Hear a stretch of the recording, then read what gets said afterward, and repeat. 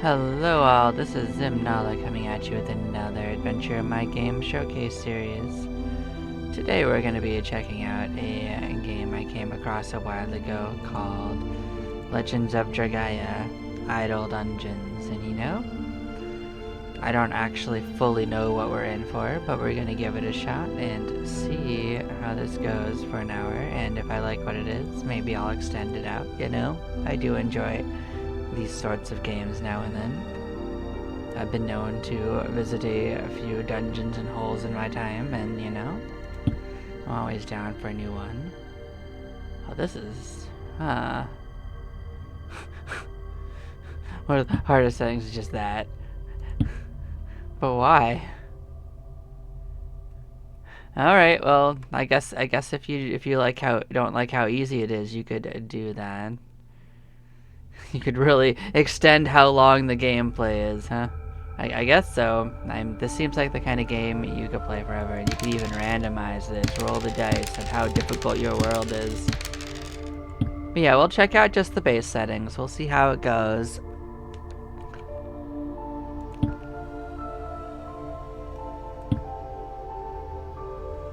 Welcome to Legend of Dragaea Idle Dungeons. In this idle dungeon crawler, you'll set up a team of 3 to dive into dungeons for sweet loot and glory. First, to create your main character, you can choose a race and customize their face and colors to your liking. This character will represent you as the guild leader. Become one of the many dungeon adventurers in your guild.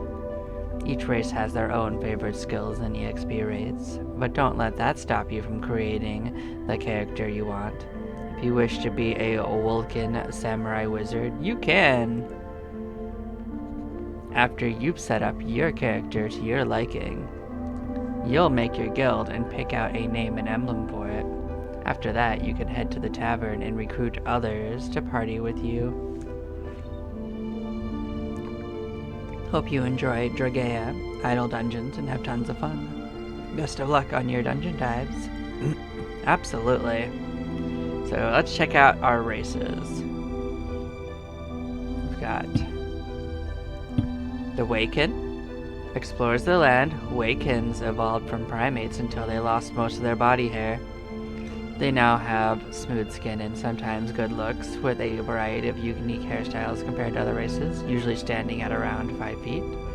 They are found all over the world, which most of the race opting to explore the land until every landmark is found. Their wanderlust makes them great at all-around adventures that aren't shy to try new things. So you gain 8 life per level, a maximum. You gain an extra barrier per level, which I'm guessing is a regenerating life per encounter, probably, is my guess. Hype up. That will restore everyone's life and barrier equal to your level.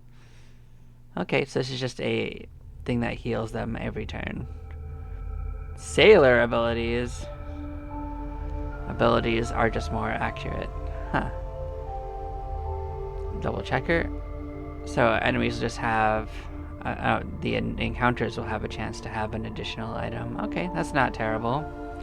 Let's check out the next race. Furkins are agile, cat-like humanoids with some awaken-like features. But unlike Wakens, they have feline ears, a long, slender tail, and deadly claws. They're the most captivating to look at to most and excel at being fast and quick.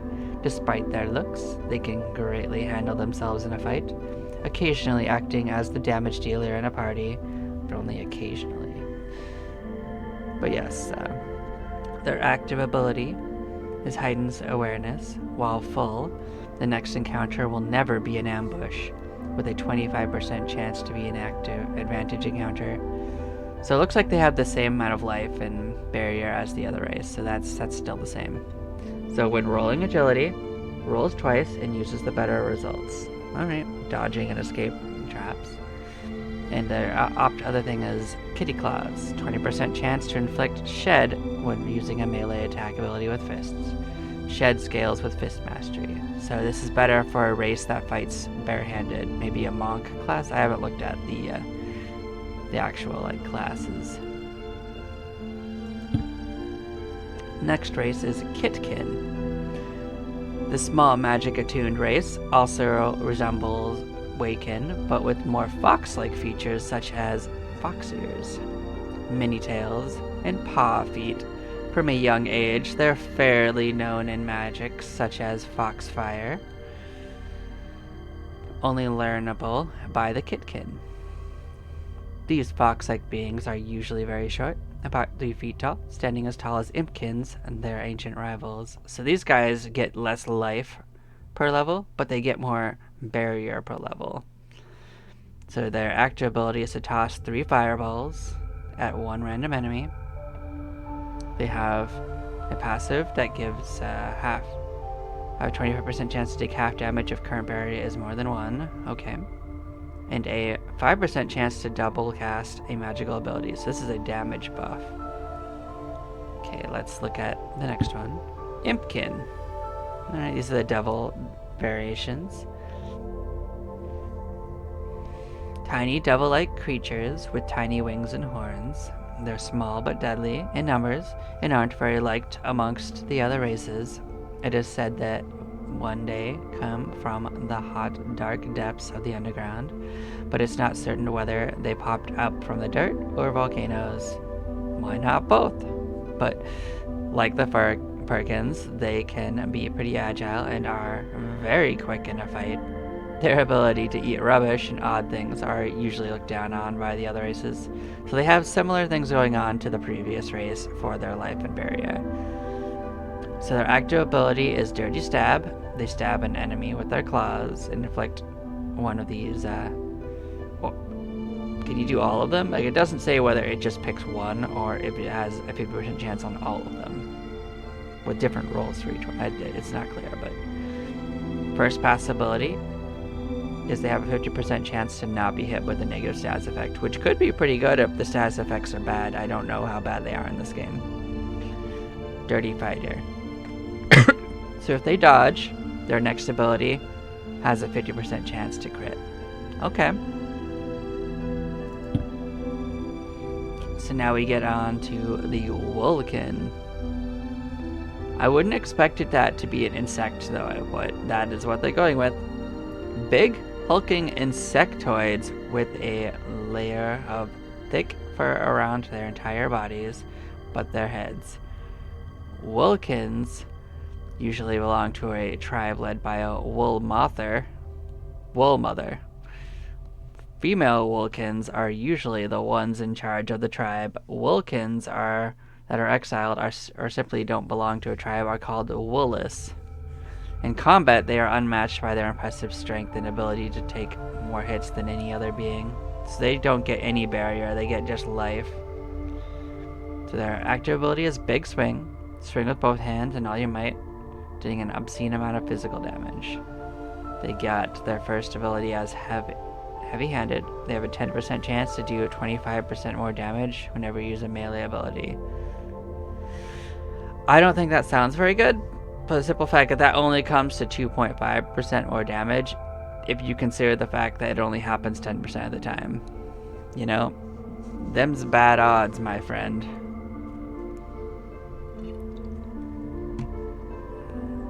So the next buff is Resilient. 10% chance to take 1 damage instead of the full amount. I gotta say, I don't think that these sound like very great buffs. I'm gonna be honest. But let's look at the last group. We have the Shellkin. Shellkin are an ancient race of humanoid tortoise demons that can almost live forever. These turtle men are said to originate from the deep well springs to the east long ago. They enjoy the water, river streams, and the safety of their shell to the point where they can block attacks simply by turning around and turning their shell towards the enemy. Shellkins make the best tanks. So they get the same thing going on where it's just life and no barrier. Their active ability is Shell Up. When they're full, your block chance is doubled until you block an attack.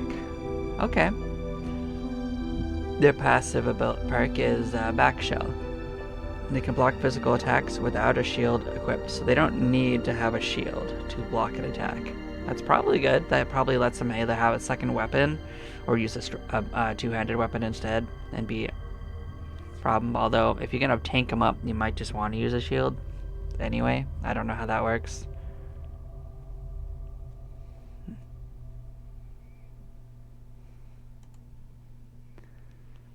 But yeah, like, I will note that this game definitely seems like it might be a fur adjacent sort of situation. But you know, I don't discriminate from that kind of thing, so it's fine.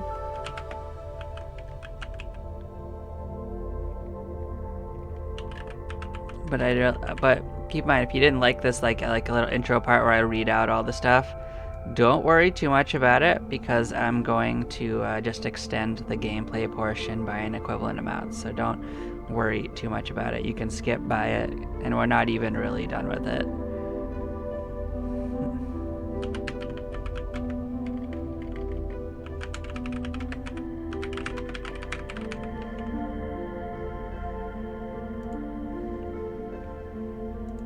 But yeah, let's look at the skills. Let's see if it does that. Do different races have different skills? So they have a different thing that they might start with. Okay. So they start with different, they have different, like, EXP rates for stuff. So that's how that works. So you could probably let them use any weapon you want to. Right. That's what I'm understanding from this. And different races have different bonuses for each one.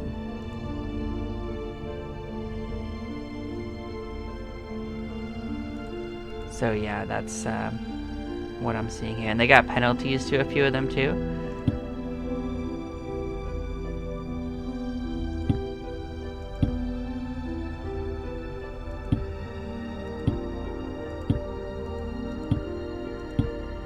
And you can find, and also I will appreciate that it tells you exactly what each of these things mean. Yeah, so barrier will happen before it reaches your life, and I'm gonna guess that barrier probably regenerates easier than your life.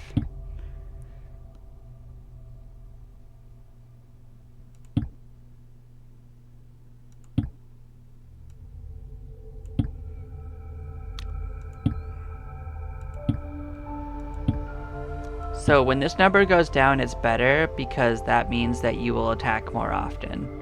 So this is a number you want to go lower. So none of them have an inherent, like, attack speed difference, just that. Although they do have a modifier to it here. And the same thing with this. So in this case, agility is just your ability to dodge attacks.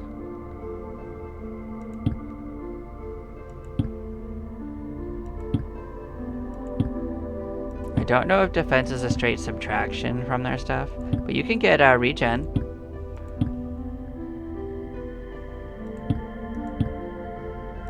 So yeah, like, looks like this one triggers every 5. This one triggers every 2. So barrier regen looks like it's a more powerful one.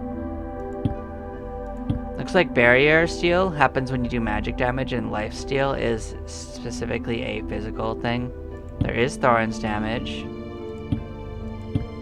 There's also reflect. Thorns is for physical, and reflect is for magic. So you can get that on probably equipment or something. What do bonus stats do? Okay, so different races have different bonuses. Alright.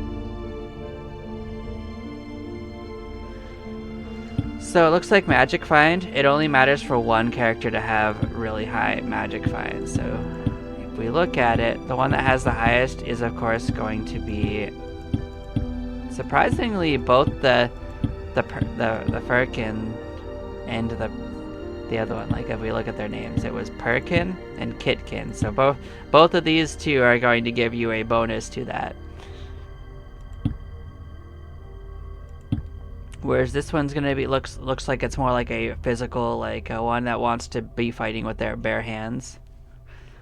Whereas this one looks like it's a magical adventurer. So I'm not sure. Like this one looks like it's good to just have as a team leader because it will keep everyone healed up. Assuming that it automatically happens and you don't have to manually do it, because then it's not very idle now, is it? Oh, like you can like the colors you can change. So yeah, that. So like the first color is the color of skin.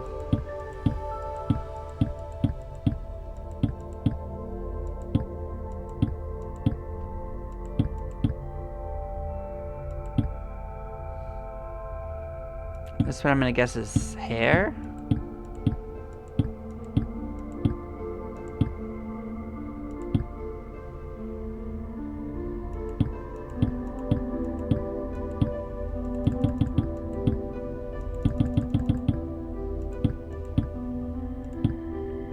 I'm just gonna cycle through the choices so people can see what they look like for each of the races.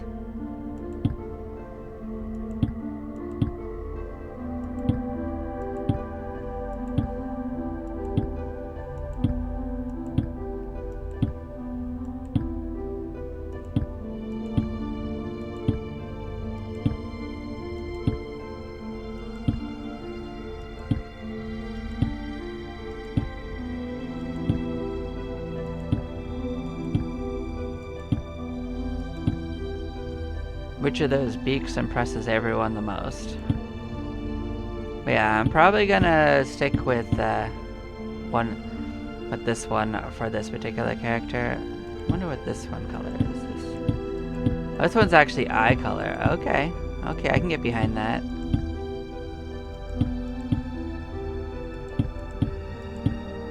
It's so subtle, it's hard to see that one. But yes, we'll go with green. Alright. Actually, let's go back.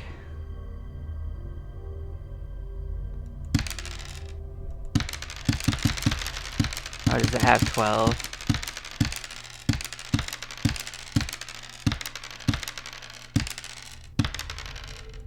Oh, so it has up to 12 characters. So it has up, I'm just seeing like what names it's gonna throw out here, just so you can have an idea of what the random generator has in it. Of course, we'll pick something ourselves.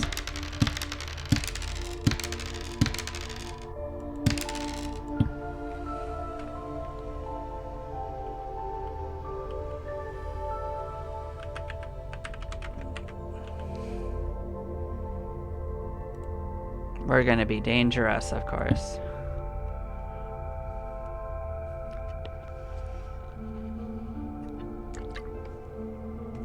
How does custom face work? So these must be ones that you can like put in a folder and do it. Yeah, you can set up ones that are the right size and choose these. That's cool. I appreciate that they let people put their own pixel art in. That's pretty cool. But yeah, we're gonna roll with this. Thank you all for bearing with this. We're gonna extend this by 20 minutes just because we wanna look at what the customization options are, you know. Although maybe it'll be a little bit longer if this part also has a lot to go on it. Oh, so this is the name.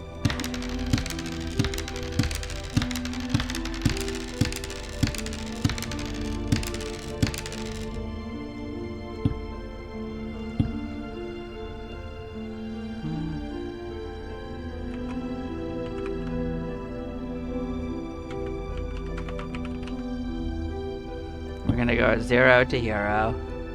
Why not? So yeah, we can choose 3 things to be part of it.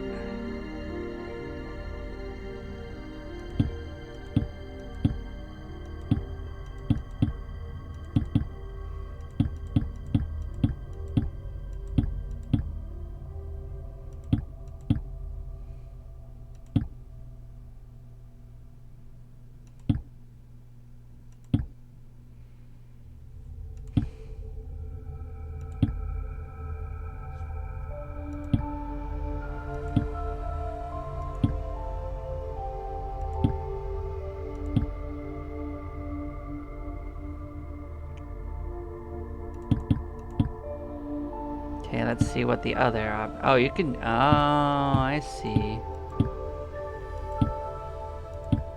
That's interesting. So this one's the darker one.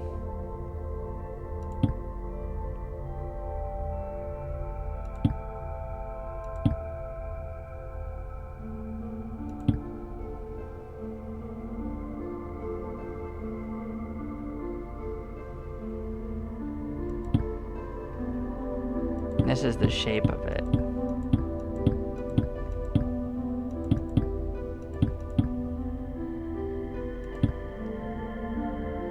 And then we could, oh, we can choose the colors. Oh, that's actually, I didn't realize that.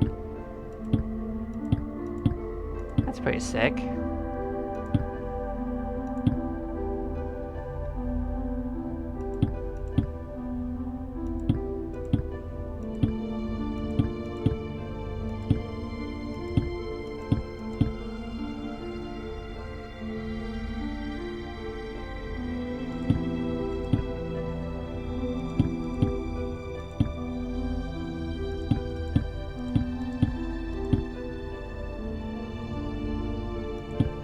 I think that looks pretty good for us. We got a nice blood red eye just staring in between the circular void. There we go. And you can go ahead and custom ones, looks like here. So it's probably the same thing like with the other one. Like it probably just lets you put your own sprite art in.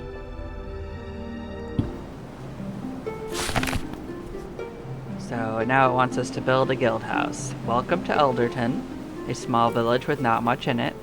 But because of this, it's the perfect place to set up your guild. Let's build a guild house. First, click on the first empty plot, then click the Build Guild House button on the bottom right of the screen. Okay. Is it this glowing thing that's totally glowing and not where they did? Or is that something different? I'm kidding. But it is in the right spot. Next, we'll need a storehouse to house the countless loot dropped from dungeons, like the guild house. Click the empty plot on the right of it, and hit this Build Storehouse button. So this is the whichever one you have currently selected. What are you? Adventurers Guild? You are a tavern. Okay. So there's another empty plot too.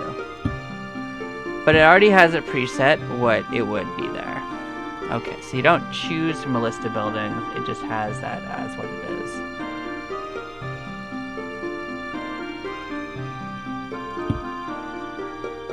So we have 600 gold right now, or I guess Dragon, or whatever it is. We'll see if it has a name for it that's better than that. Yeah, we'll build a storehouse, and you can upgrade it.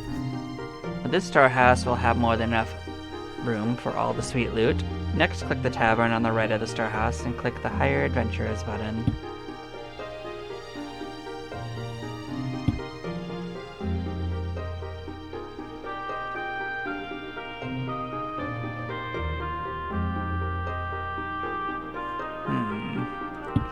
Well, it says the Hire Adventurers button. But I don't see specifically a one that says Hire Adventures. I'm just gonna say that off the bat. That's not what it says, but I'm guessing it's gonna be one of these other ones. Ah, that's cute. There's another screen for market.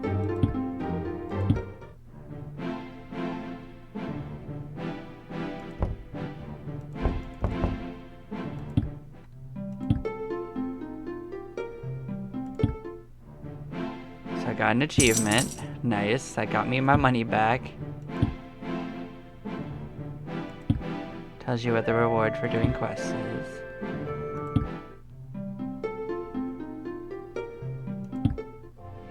There's a world map. More dungeons unlock as available once they're completed. Clicking the top button switches between dungeons and boss dungeons. Dungeons can have a single party of up to 3 characters, while boss dungeons have a max of 3 parties at 9. Oh, so you can have more than one party going around is what I'm hearing from that.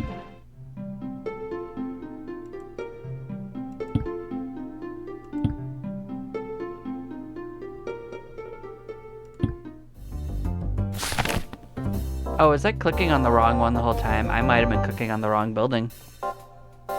Okay, that might explain a few things. Welcome to the tavern. Here is where adventurers from around the world congregate to form parties with the premise of loot. Click on an adventurer to view their stats and decide if you would like to hire them. Hiring is optional, and you may forego parties altogether and dungeon dive on your own if you choose. Just solo the whole game on the hardest difficulty. Who's gonna stop you? Head on over to the roster menu in the guild house after this to set up your parties.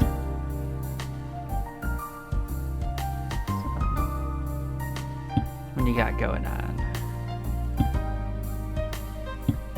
You got a Perkin.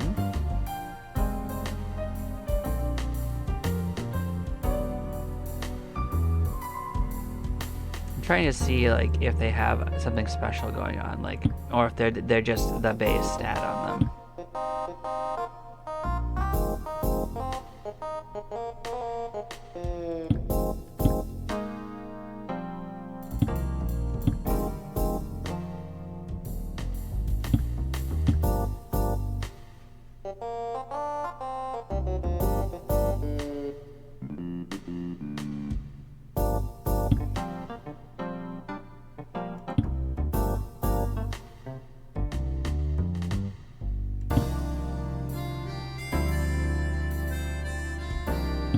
I feel like we're going to want to get one of these because it might not be too shabby.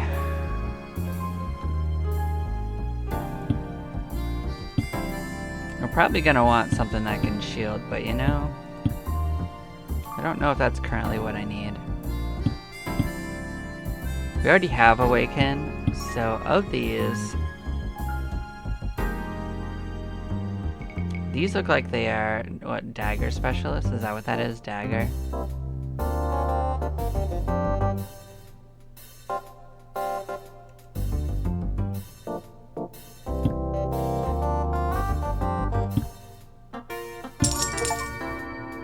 Alright, we'll get that one.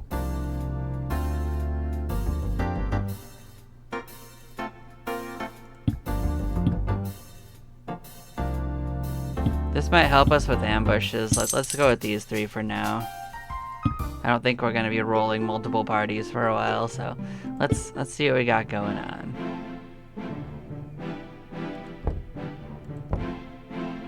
So we're definitely not ready for more advanced ones. I think it probably makes you go through them in order.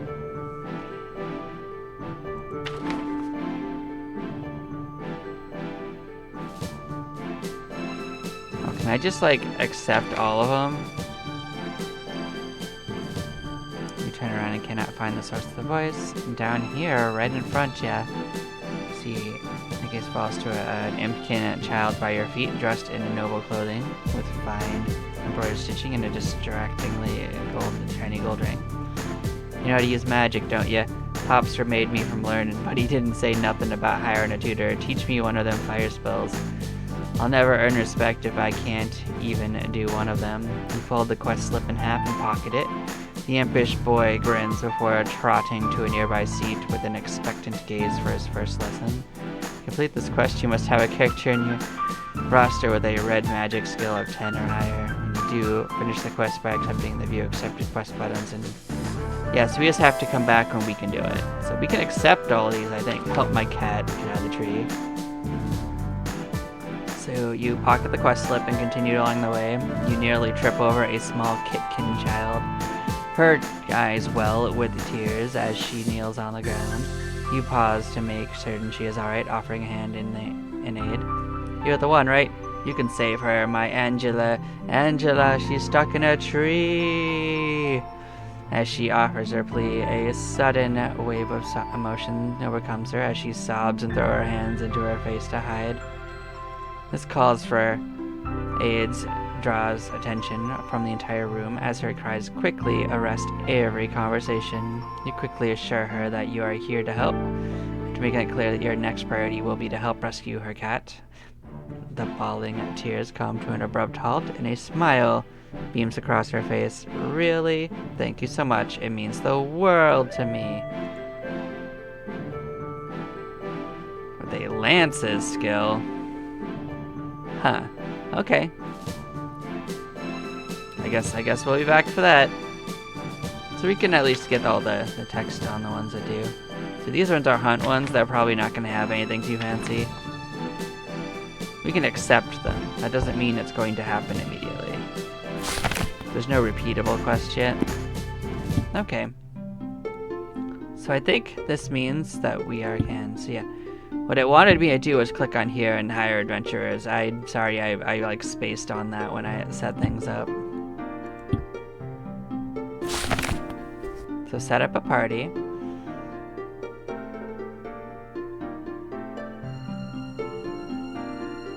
You can have up to 10 parties. You can have a lot of characters playing at once.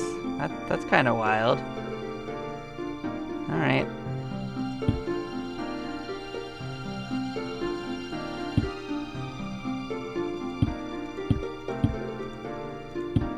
So this is security. Oh, so this is what this skill is. Yeah, this is for opening treasure chest.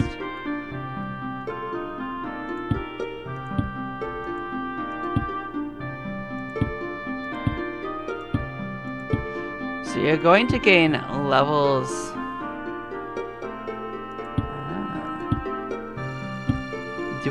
I just don't know how this works yet. So we'll see if it automatically just levels them all up slowly, or if I have to choose.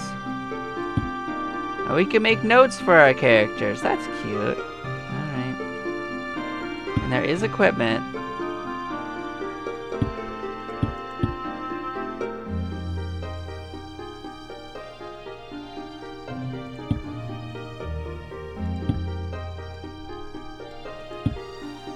And then you select them. Okay, so you click the slot and then them.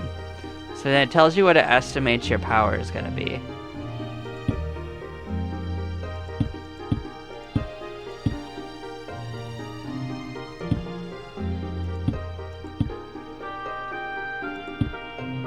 Alright, as you can see, it's a little wonky. So this will reset it, so be careful with that.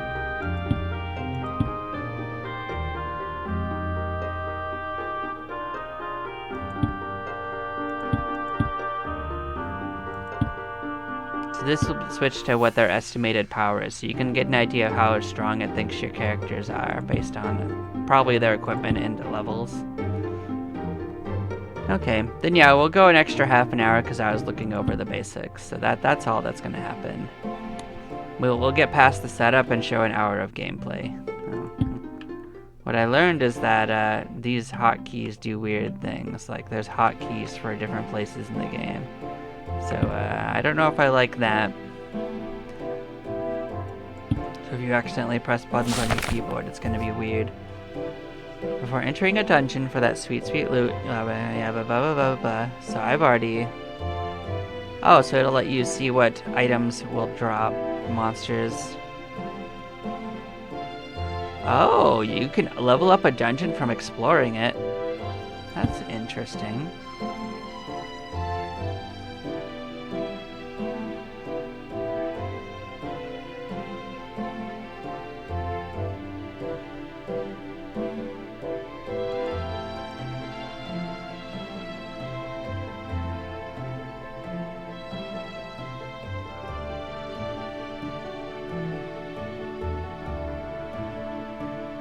You can loot you can filter loot.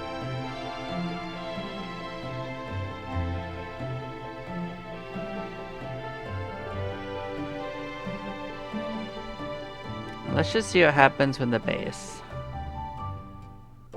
Let's just let them do it. So this is what it looks like.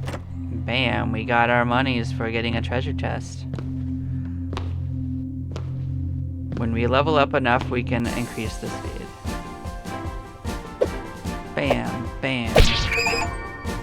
Oh, baby. Look at that. 2 achievements. One for killing an enemy before it can act, and I guess...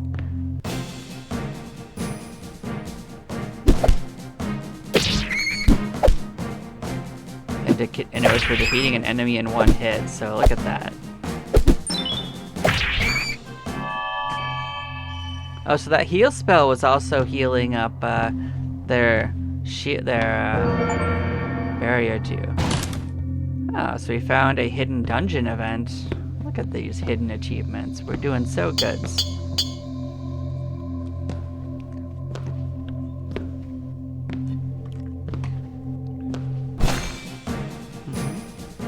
I'm gonna guess this is our progress through the dungeon. This is our leveling up progress, maybe. We'll see.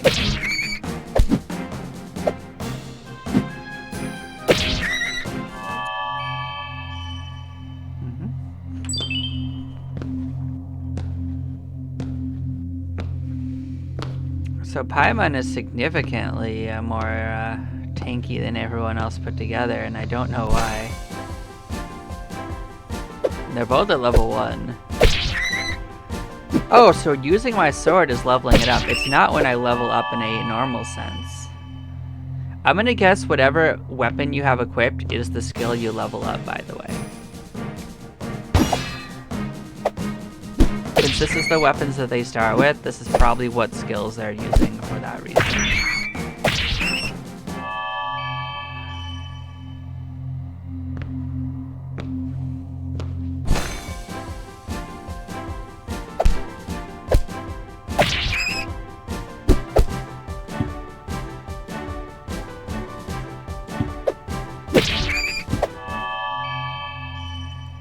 Oh, so you can look at your quests right here. You can see how close you've gotten to some of your quests, and I defeated hedgehogs. That's gonna be one of them. This is probably settings. Yeah, you can do that. And one thing I noticed in here is you could change it so that you don't have the camera bob if you don't like that. You could also change it so it's not random that they'll target a particular enemy first. You could also increase how quickly the speed goes. You could also get rid of the pause while looking in the loot. So I don't know why you'd want it to pause while in there, because it's not like I'm really choosing things for it to do anyway. You know?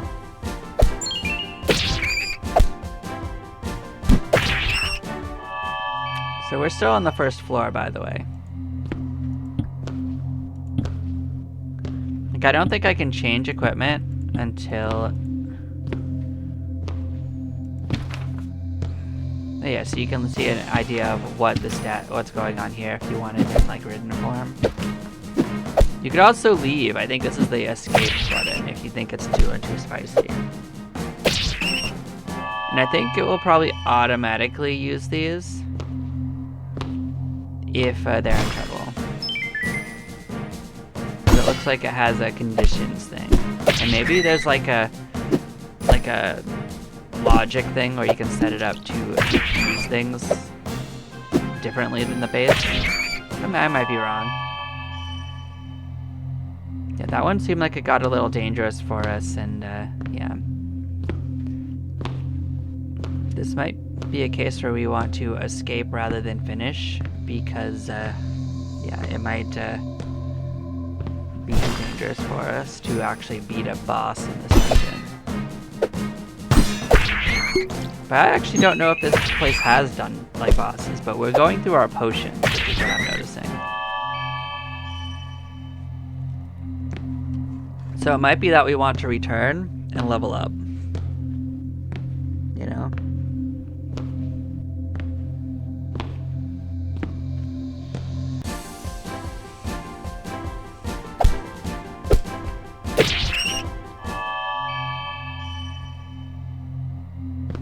But we have gained dungeon levels. Like this right here will unlock how quickly you can make it speed up.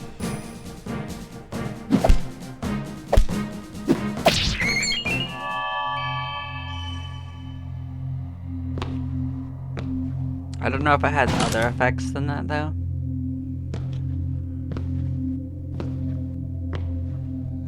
I really like the footfall sounds. I think that's cute. We got leaves. Who doesn't love leaves?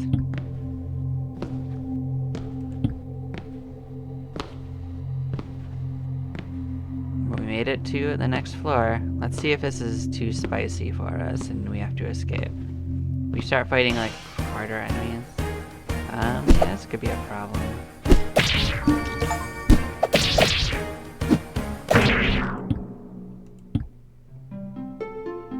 we escaped.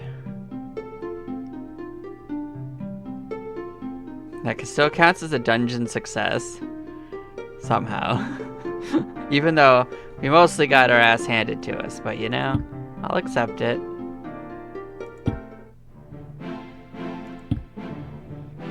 So we got a hidden event, we got money, we defeated a monster in one hit.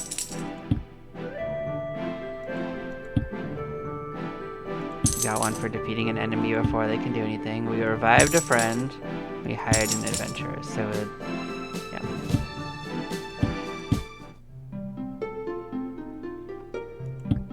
Let's see what's going on here. They didn't actually gain a level. What I can do is start looking at their stats. So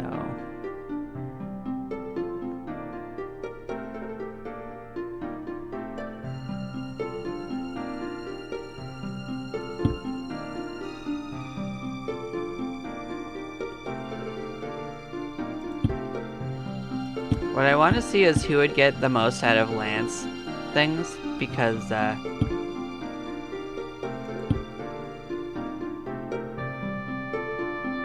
we want to actually get that up for a quest.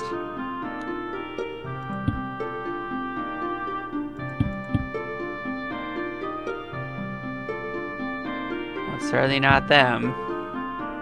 Definitely not you. So our starting character would have an easier time learning Lance, as it seems. Although they have a preference for swords, of course.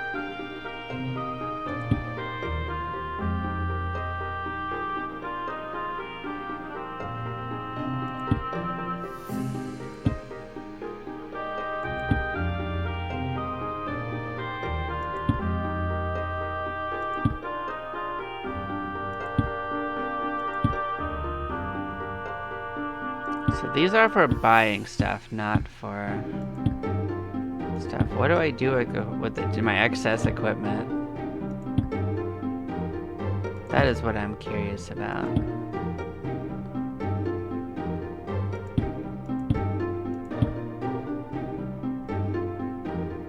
Oh, I can sell them. Okay, yeah, if they're...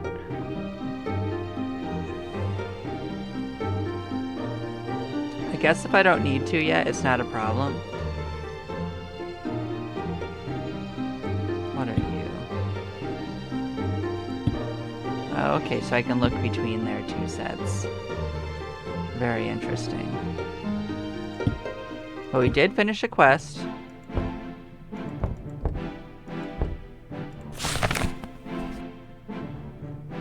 I don't know what RP gives us. We did get an achievement for finishing that. I hate these spiky things is a very funny name for a thing. Oh, I could do it again. Alright. Just have to kill more of them the next time. Okay. I mean, we're probably gonna kill more of them. Just gonna say.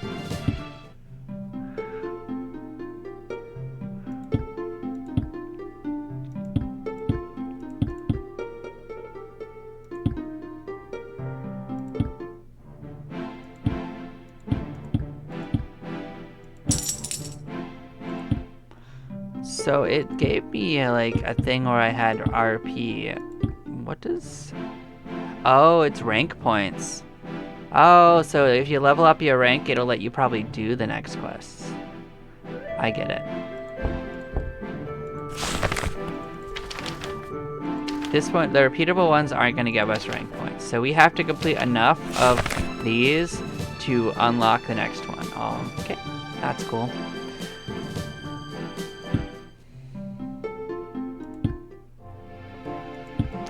let's see what's going on here. So it's level 3. Oh, you can upgrade stuff. You can upgrade the rank, like the encounter rate, the item drop rate, treasure floor chance, mimic spawn rate. I'm not sure, like, it costs money to reset it. I see.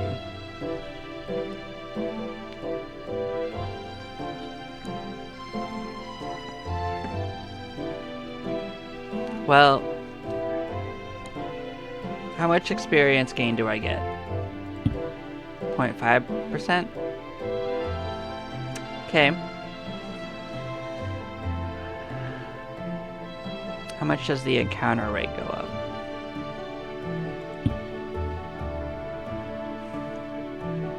Okay. Because, like, I think that the items are fine. You probably can only get the best stuff once, but your adventuring leveling up is probably more important in the long run. So we're going to kind of alternate between these and probably max these out, and then we'll start considering these other ones.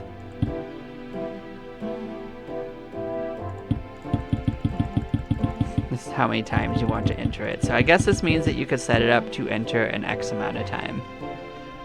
So it thinks that I have a 60% chance of winning.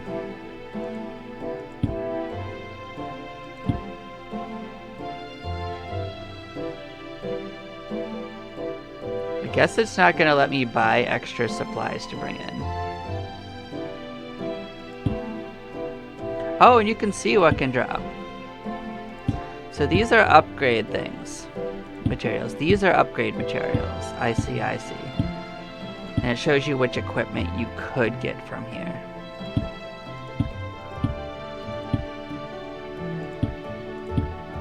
Okay, that's cool. Well, let's enter it. Let's see how this time it goes. It should be better. We're better equipped.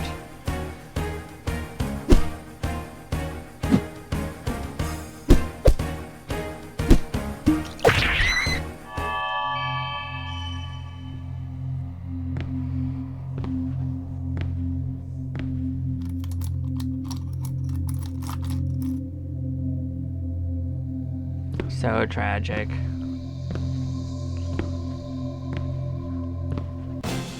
Oh, I just noticed that they have more shield, like barrier, but they have almost no hit points. So it's equal. It's kind of equal. Although yours are not so equal, unfortunately.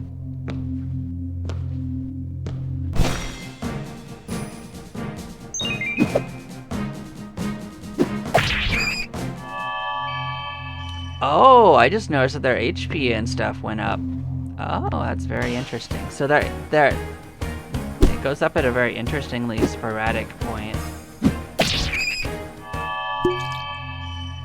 So every skill's going up separately. So probably when you take damage, you have a chance of increasing it, maybe. Unless I don't understand the leveling system. But I can see all these skills leveling up as we go, which is kind of cool. I do like the leveling system so far.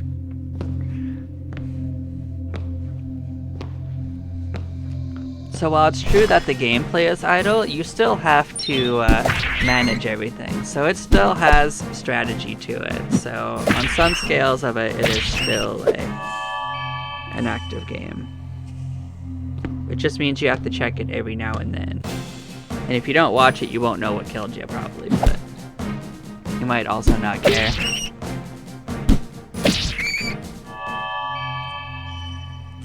But we're starting to level up. I'm sure that'll make a difference.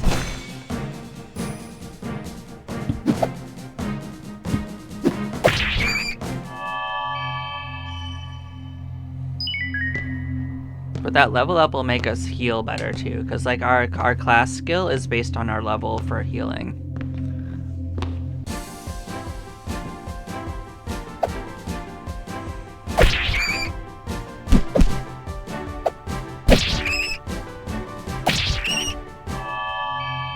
And one thing I should have considered is maybe taking our weapon off would be better, because they get a bonus to fighting with barehanded. But maybe there's a special weapon that's gloves, you know, like I need to look into that. Maybe it's not strictly unarmed. Frog? What's going on, Frog? It's a shrine. I like it. Another shrine. Alright. Double shrine time. So we're confident. So it gives us a bonus to our abilities for X amount of time. And that time's going down while we're not fighting. I just noticed. But hey, you know, it is what it is.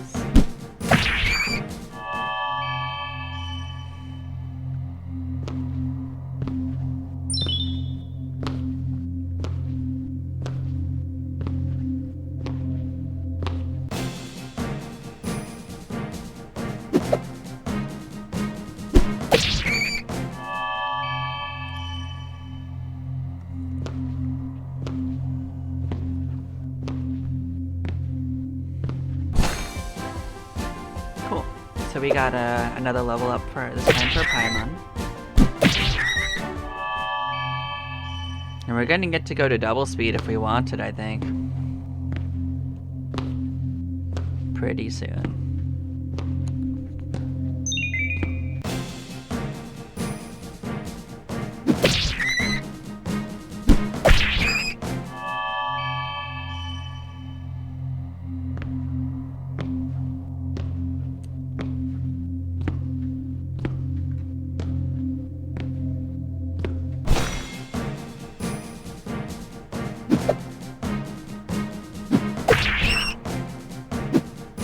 So we're almost back to the point that kicked our ass. Like those first goblins that we fought. Totally wrecked us. Oh, it automatically put the double speed on. I didn't have to do anything. So I think that's actually a pretty good quality of life. It's just gonna guess you want to go through faster. So I think that's cool. So we're here on the second floor. Got our goblins. We already ended up popping one of our potions. I think we're gonna get our ass kicked pretty soon.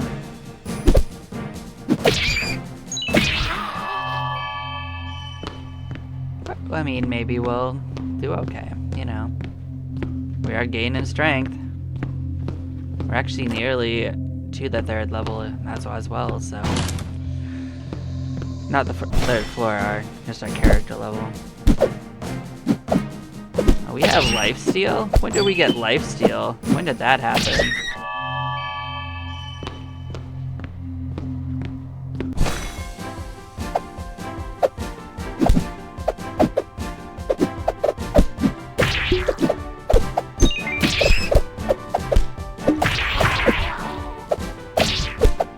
Yeah, but... Well, they got us. So this counts as a failure. I want to see like what a failure does. So if you escape, it's a success, and if you die, it's a failure. So I should have probably escaped if I wanted to, but I don't know what that does for us. So you can get a breakdown of what you gained for levels, and it'll tell you how many levels you gained for each of these things.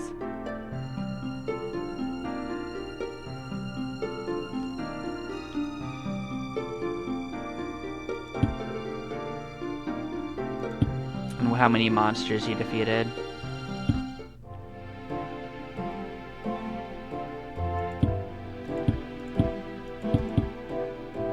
Oh, you can turn this on and it will give you an indicator of what it will drop for you. I think it's better for us to just keep this on, just because it doesn't hurt. Yeah, let's look at our friends. Actually, we could also potentially hire new adventurers too. Like, we don't have to get stuck with the characters that we have. We could probably like round things out. Like, it's not costing us over time, right?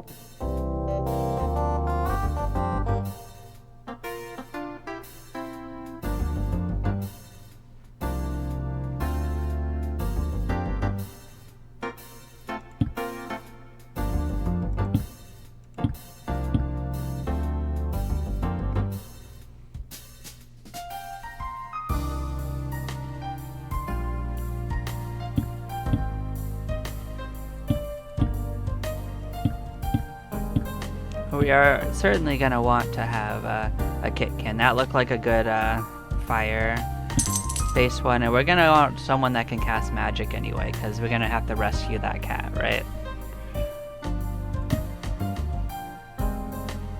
Our guild is full. Okay, so we can have 4 in our guild. I understand.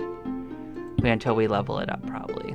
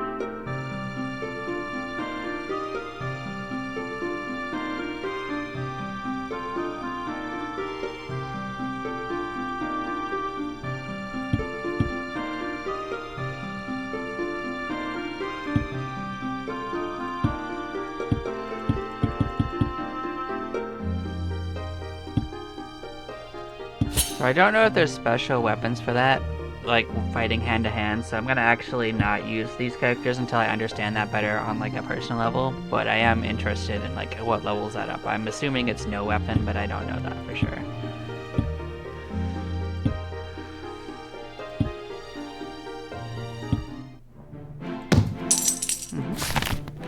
Yep, so it still costs 50 to do it again. So it's you might as well turn it in each time you can. So yeah, we're gonna go right on back in. Hopefully it goes a little more smoothly, although she needs to level up before she does a good time. But looks like we have a slightly higher chance of succeeding this time. Oh, so right click, cancel. How do you set up utility? There must be a way of doing that.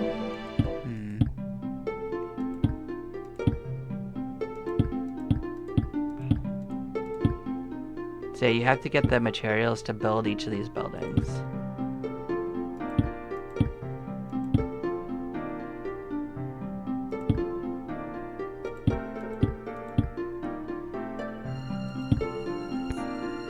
Oh, so yeah, you have no weapon equipped. Okay. Understood. So it is just with no weapons.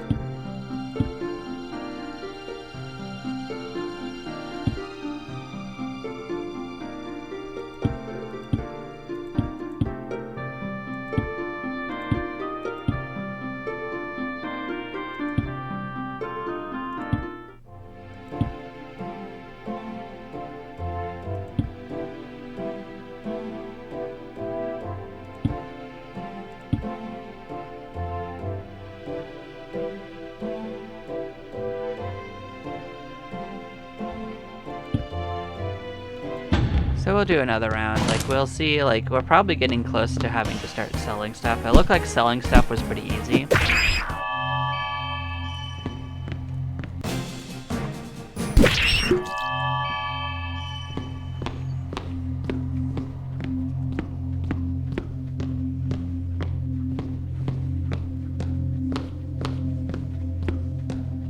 But yeah, it looks like there's no like class system, so it's like whatever weapons you want to use will level up those skills. So you could probably just max an entire character out if you want to put the time in, it looks like. It doesn't seem like it punishes that.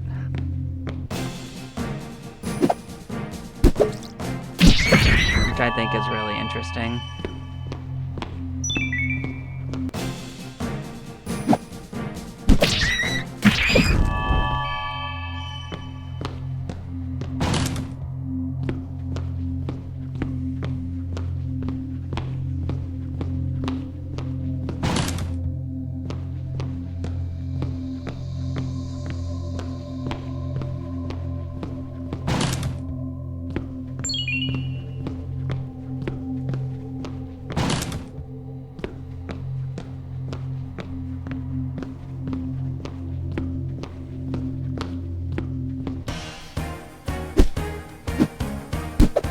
Yeah, I don't anticipate us having any trouble to the 3rd floor, and then I actually imagine we'll get stomped again. We didn't really have too much of our situation change. Although we did gain another level, which might make the difference, but maybe not. Like, our 3rd character is not leveled up at all, so...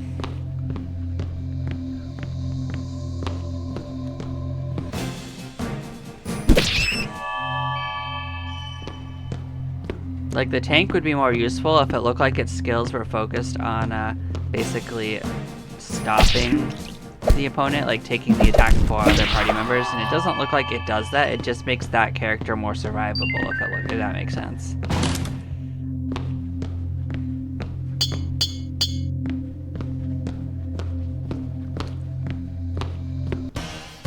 Like, if it had, like, the ability to, hey, I jump in front of the enemy's attack, that might be cool. Look at us, we got stomped.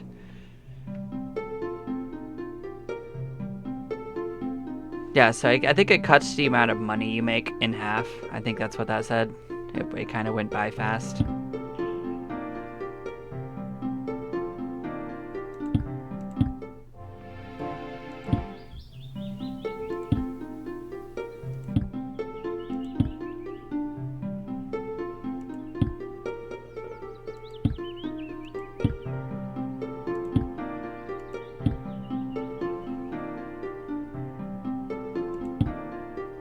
Oh yeah, so we actually haven't filled up everything. So this is number of slots, not number of things. Okay, that's actually fine. I'm not going to sell anything till it makes me, because it doesn't look like you get much money for it.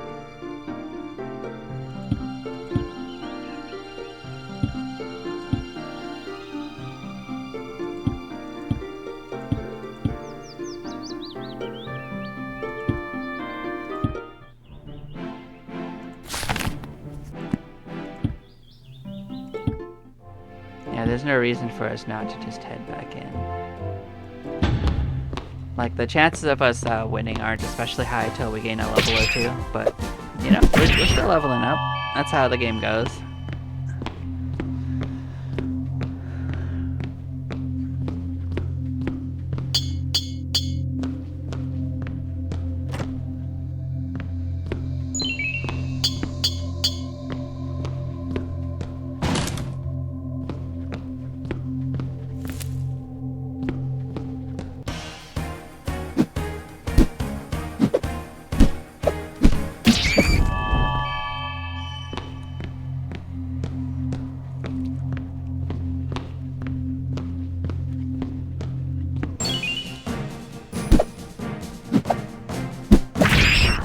Oh, I also haven't been spending my levels on making the dungeon a little better, but it's not a huge increase anyway, so I'll do it next time, but I don't feel too bad having missed it for a round or 2. It's fine.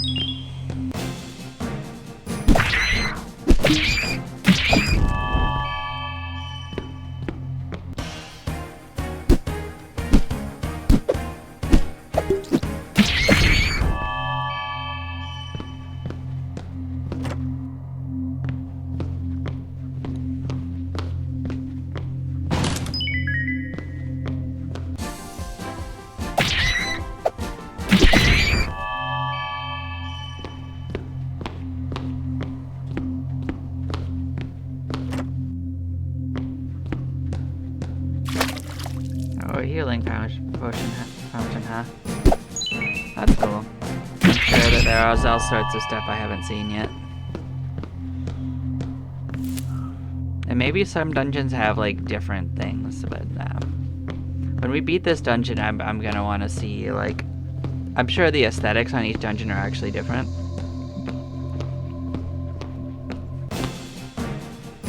That would make sense.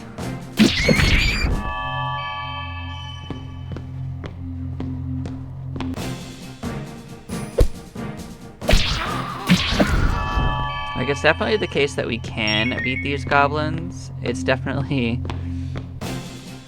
just like when we get ambushed and they like take... Oh wow, fully complete an entry in the bestiary. I don't know what that means, but I didn't even know there was a bestiary, to be honest, but we could look at that afterwards. Yeah, I know. They're not fast enough. That's really the problem. They're still learning. They're not super fast.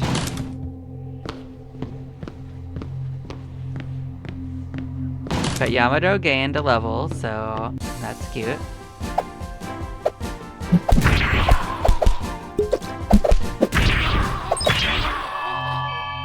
I mean, we might see the next floor. It's technically possible. We are making more headway than we previously did, that's for sure.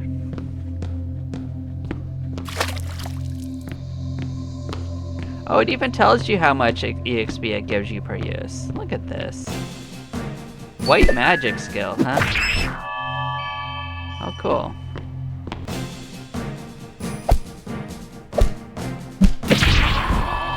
So this doubles down on EXP use. I just saw that. That's cool. We're also almost out of potions too, so like our minutes are numbered.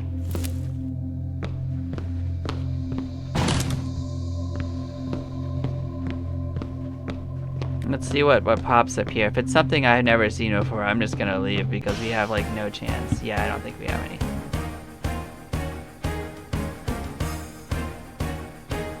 Okay, so it doesn't matter if I leave or not. Okay. It'll still get cut in half. It's only if we are out of the encounter. Yeah. Okay. So I could have left up until that thing started. That's okay. Like half the the amount of drainer we're getting is not even all that much.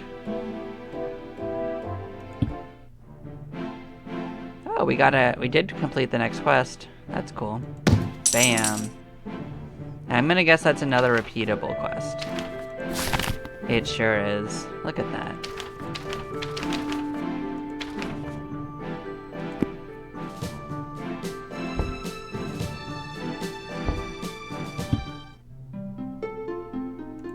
And we did get an achievement.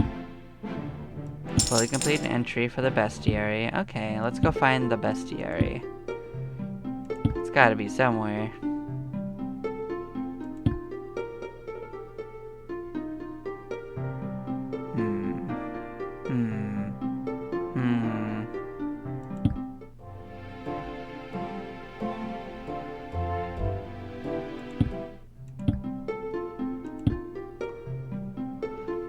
Okay, so we can upgrade our townhouse. It costs a lot of money. I don't know if that's the first building we want to spend 5,000 gold on. Maybe not. Protection-based one.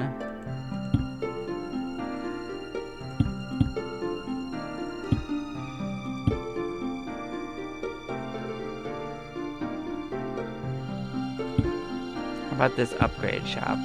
Okay, we're not even finding the materials for that one yet. Okay.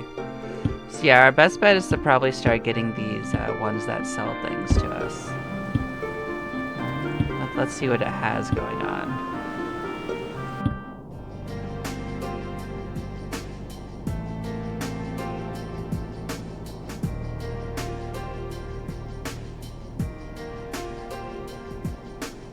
That's kind of expensive. Guess that makes sense. You probably get what you pay for.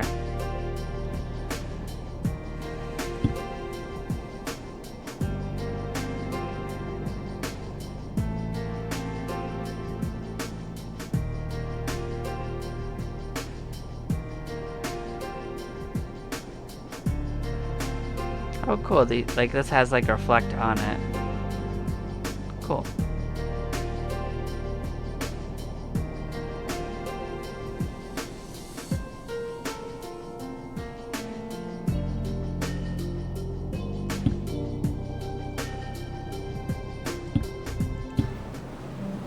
Well, it's good to have options, even if I'm not going to go too far with it at this moment. Although maybe I will take another look just to see, like, because what I'd rather have is a better weapon. Because none of these look like they're gonna make or break what we have going on.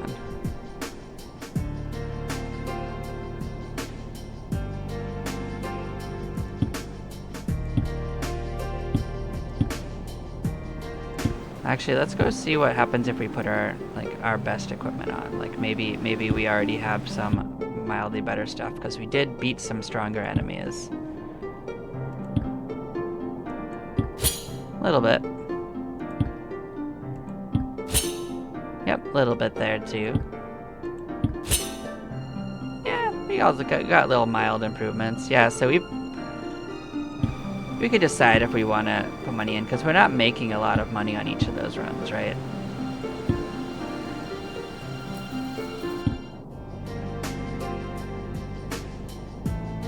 That's the thing I'm looking at.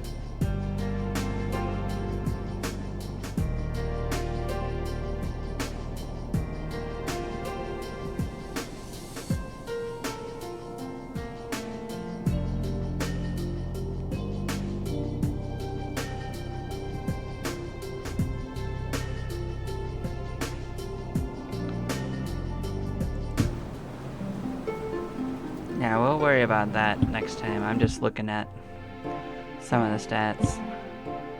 It does throw a lot of stats at you, so it's a little hard to tell what's going to truly help you. At least at the very beginning.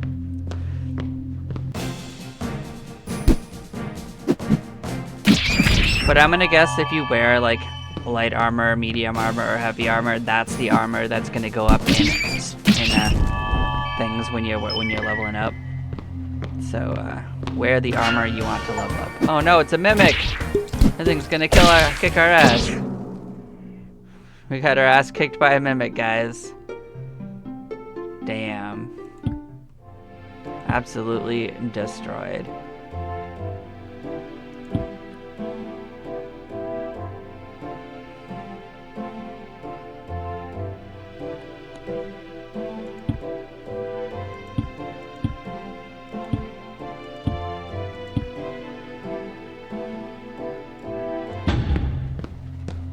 Well, now you know, mimics, no joke, at low levels.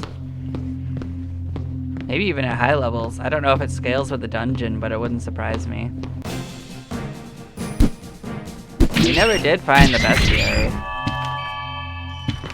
It might be in a building we haven't unlocked. Like, I looked for it.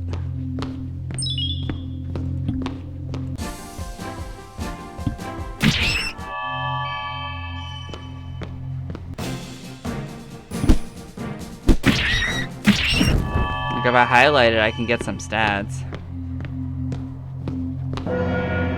Oh. Well, we got something that was hidden.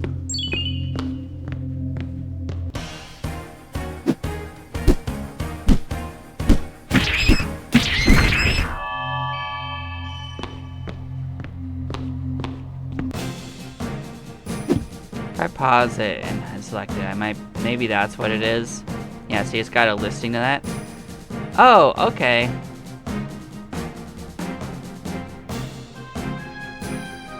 So it tells you what it does. This thing attacks everyone for 10 damage. That's what this one does. So you can pause it at any time and identify what's going on. So we'll try that on the second floor and see if that's the bestiary it's talking about. I was kind of expecting bestiary to be like a listing of things like I've seen in other places. It could still be one that I haven't found. I'm not writing that out. But at least pausing it's not difficult. Oh, we actually unlocked that chest for real and got an achievement. I'm gonna guess whoever has the highest ability to do it tries. Yeah, I'm just looking what their skill levels are. Yeah, looks like they did have the highest one.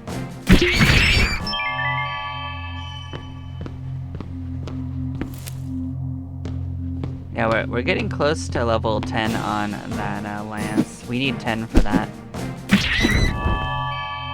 She needs to get to 10 for us to finish that quest, so we're doing both of those things. But we've gained another level for each of these guys. Yeah, let's see. So if I highlight them, as you can see, we don't know much about them, so this does seem to be that. Oh. Oh. You know what? I think I read this wrong. So you see when I highlight this, maybe what this means is that by maxing this out, we get a permanent buff for all of our characters of plus 10 melee attack. And for maxing this one out, we would get a bonus to dagger mastery, which is probably leveling its speed. That's very interesting. So killing enemies and completing their bestiaries will give you permanent bonuses is what I am gathering from that. Very cool. I like that system.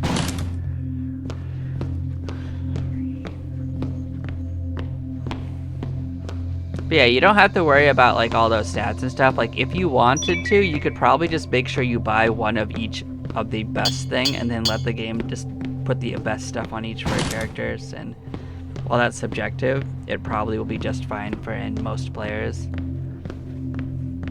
if you don't want to overthink it. That's my guess. You'd only have to start getting into the weeds on it if you actually want to level up all the skills.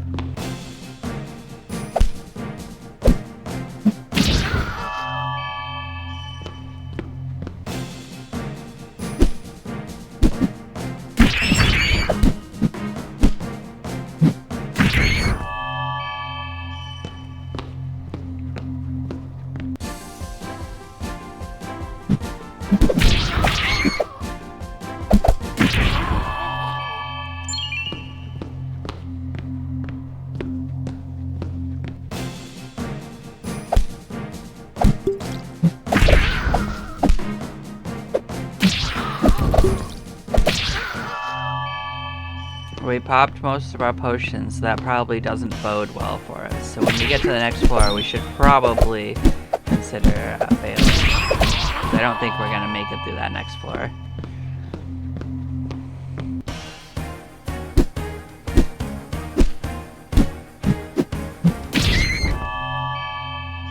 That looked like something a little rarer, maybe.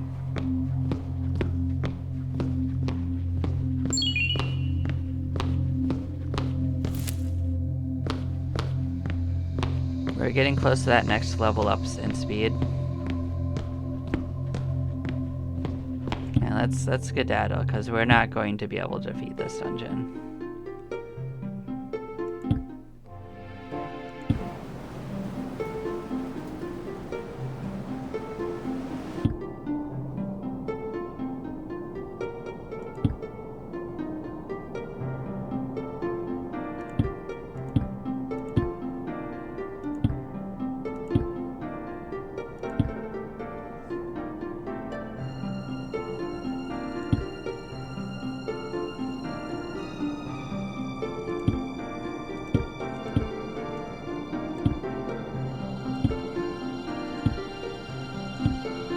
Oh, you know what I just noticed? So even leveling up skills that you don't need also give you a boost to all of your stat skills. So looking at this, it increases our fist mastery by 1, but it also increases our melee attack with everything, I bet. Not just with that. So there could be reasons to level up your off skills. That's what I'm gathering.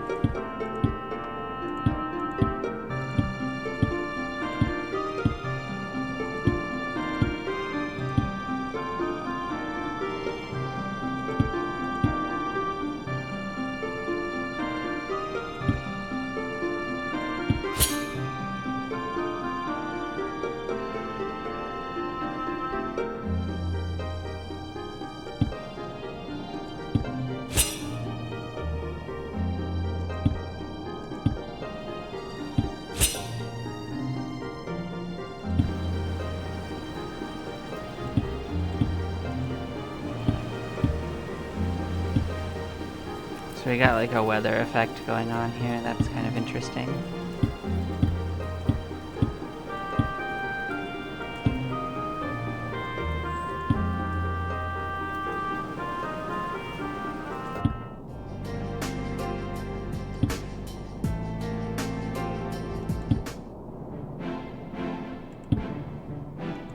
We found a mimic, and we successfully unlocked a chest.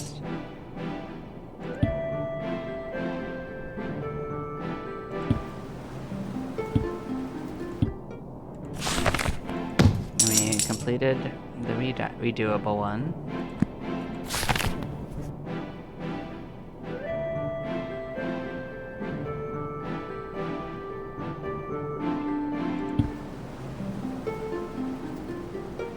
Alright, let's head back in. We will get through this dungeon sooner or later.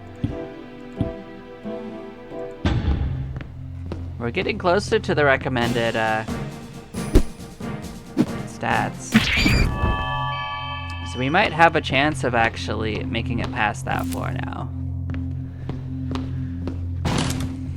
So if we get back there, we might try fighting it out. Even if it kills us, it's fine, I'll accept it.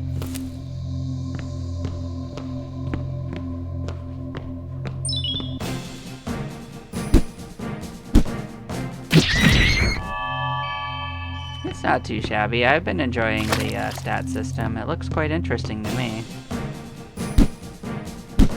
But keep in mind, I'm really interested in what it talked about by running one single character. And look at that, we got our level up.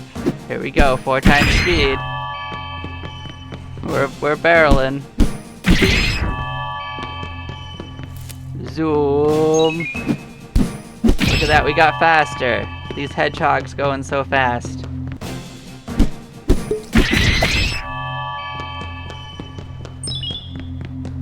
Got those zoomies.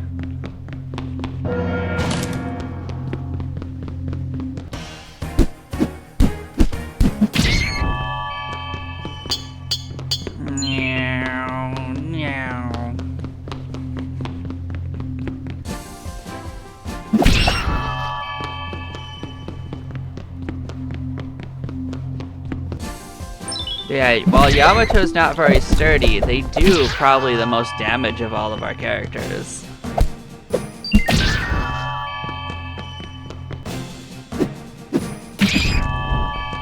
Meow.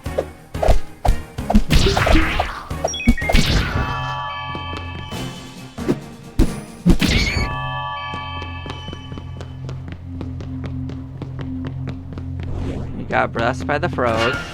No, Mimic him did our whole lives. Well, not much we could do about that.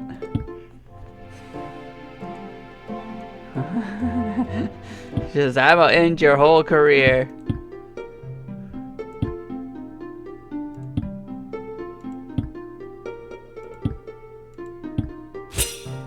And we got something a little better.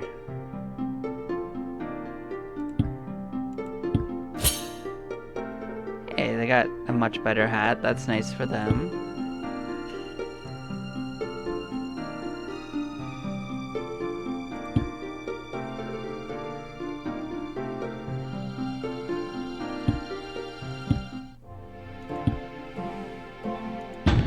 Well, now we're gonna zoom. We're gonna zoom back into our death when some mimic decides it wants to destroy our whole life.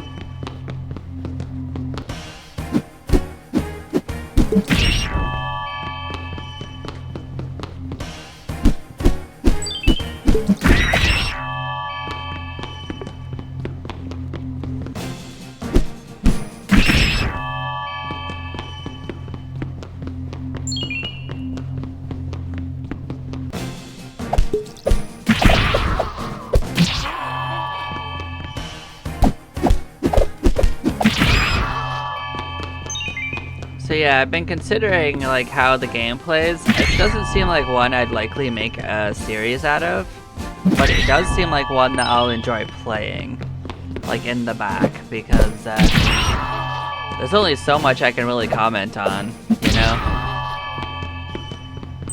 Because like it's all happening incredibly fast and there's no input on my side. Like the only choice I have during an actual dungeon run is whether I leave early.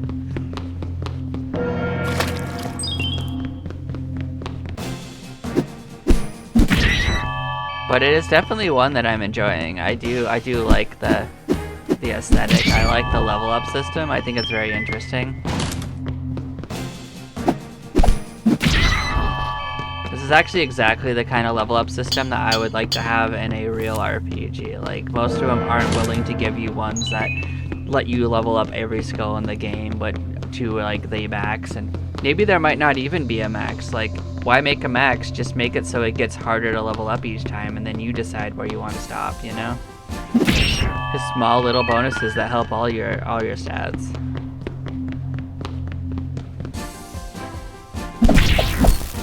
Oh, not the bees!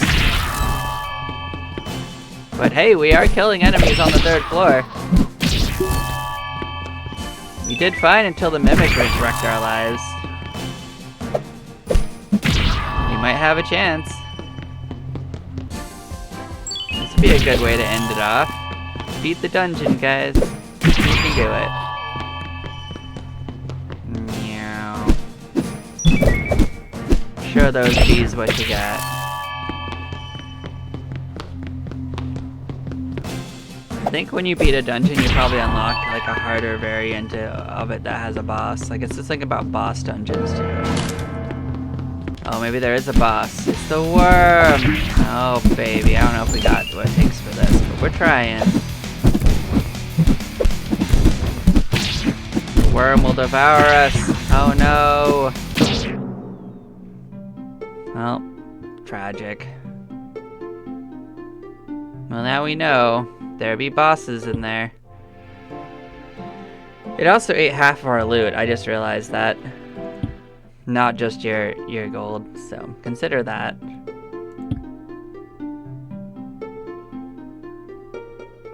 Oh, so if I level this up, I can choose their abilities, and it increases the roster size. Alright, let's level it up.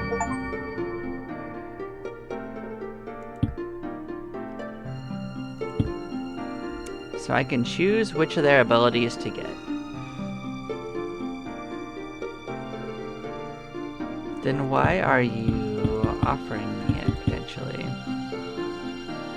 So, like, it looks like there are skills that you, there's class, race skills, but there's also ones for my different, skills. Maybe there's complex ones that require more than one skill. Oh, I could level these up. Oh, that's very interesting. Oh, that's cool. And when you get to higher levels, you can have more abilities equipped. I like it.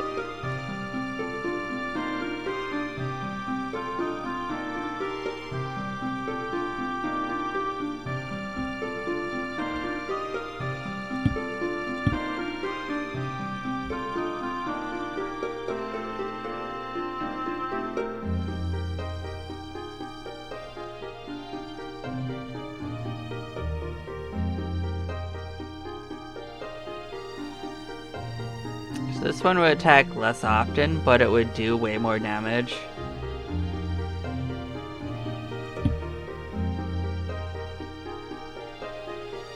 So it could slow an enemy. Oh, so this would be white magic, but it would also use that. So you're not locked out of any of the spells.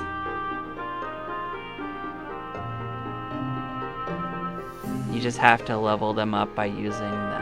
I think that's cool. I like that you could learn everything in the game as far as skills go. So your choices for your character are like which of the starting skills you like the best, pretty much. Your passives and your that. So that makes sense, you know?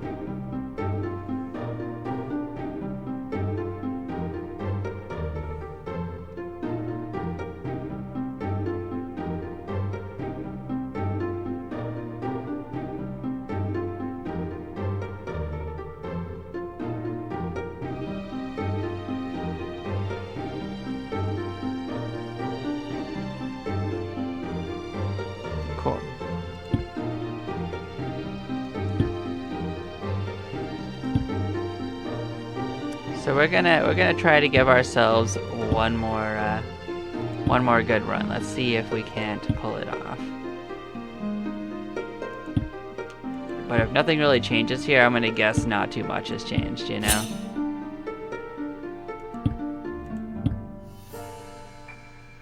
Yeah, we probably aren't gonna pull it off immediately.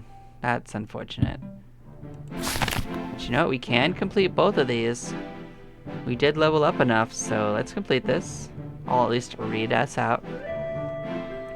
You send out Yamato to instruct the boy, so it even tells you which character you sent, so that it inserts their name into the text naturally, rather than being like a placeholder. I like it. I bet it's different if you do it yourself too. You send out Yamato to instruct the boy in safe and controlled practices of red magic, guiding him to an untended field not far from the guild house. Yamato demonstrates the method behind conjuring a ball of fire in their hand, at a wooden target, wrapping it in a roar of flames. The boy's amazement becomes determination as the instructor walks him through the process of conjuring his own flame, teaching him to balance intent with calm focus. Yeah, this isn't really all that hard, the boy declares as a snap of energy strays loosely from his fingertips. His heart races as the heat that nearly singed his nose dissipates. I mean, of course I meant to do that, but I got it now. Trying again, he summons a bit of energy and holds it in place before losing it towards the target with a much more deliberate motion and a grin. There, see? I got it. So we got our reward. And let's get the cat out of the tree. You fetch a lance of notable length and head to the tree with the small girl in tow. You eye the branches and decide it would be indeed too awkward to climb up yourself, so you ready your lance in hand. Guiding your reach with great care, you get the cat's attention and scare it up to a higher branch. No, Angela, please! Noting the behavior of the cat, you decide to guide it a different way. This time, resting the lance on the base of its branch and pushing the seat lower to tilt the cat down, it hops into place, shifting from bough to bough until it finally too frustrated to remain in the leaves. The girl opens her arms and calls out again, "Angela, that's it, come down," just as the cat hops gracefully onto the child's hold. The girl lets out an elated laugh while her cat purrs. "Don't do that again. Oh, what I went through to find help. Thank you for saving Angela from her tree. Man, trees are dangerous. They will eat your cats." But as you can see, as a fledgling adventurers, we did teach a young boy how to harness the powers of fire, as all young boys should, and we've also rescued all the cats that trees have imprisoned. So I'd say this was a very successful game showcase, and I hope you enjoyed it. I will catch you next time on this wonderful adventure we called life. Y'all take care now. Bye-bye.